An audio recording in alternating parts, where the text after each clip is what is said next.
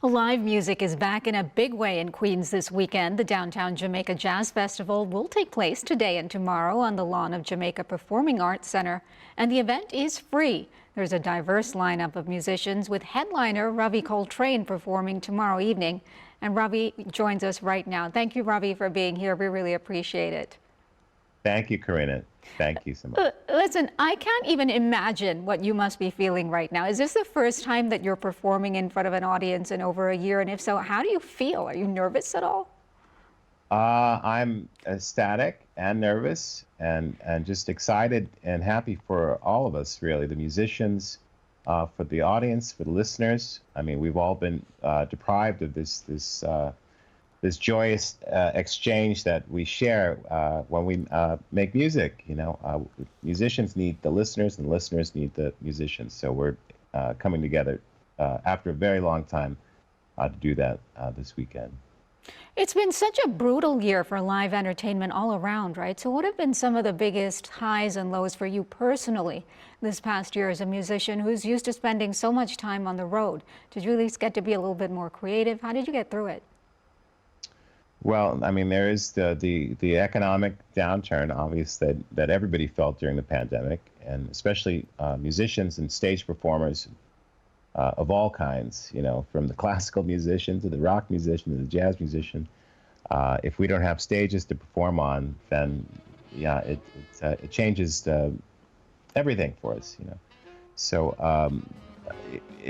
it was nice to have a little bit of time off of the road as well. I mean, I've been on the road for many years, and having a little bit of time to reflect in the absence of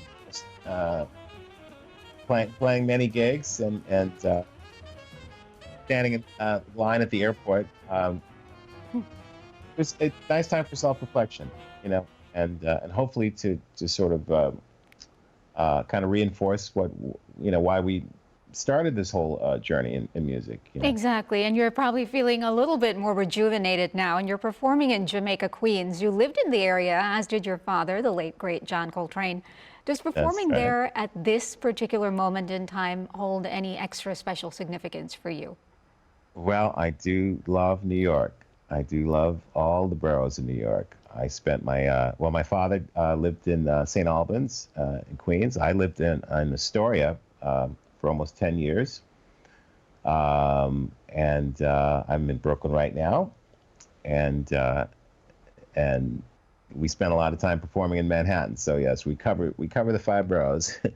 But yes, it's going to be fantastic to be in Queens. And I think, again, for this is the first time I've played in front of a live audience in over 15 months. And I know for many people it'll be the first time that they're hearing live bands play.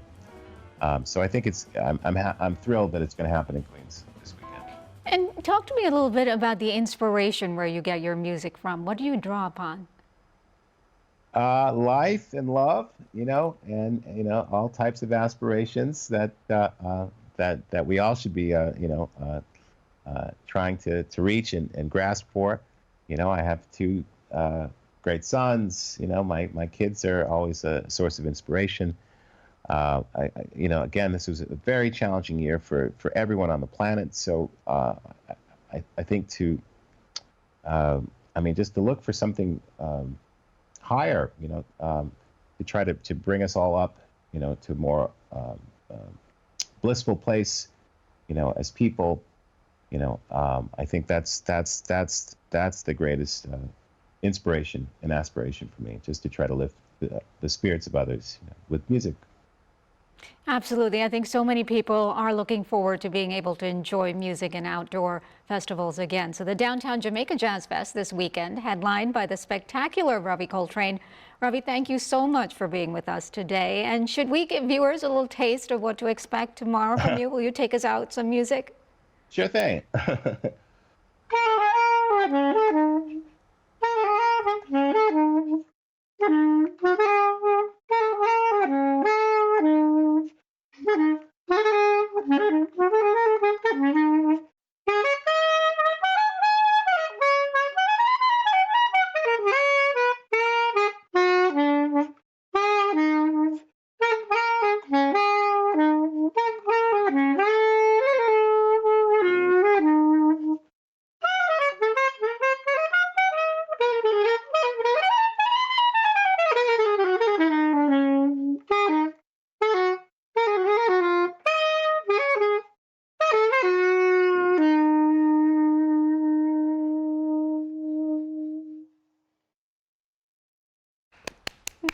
Thank you so much. That was fantastic.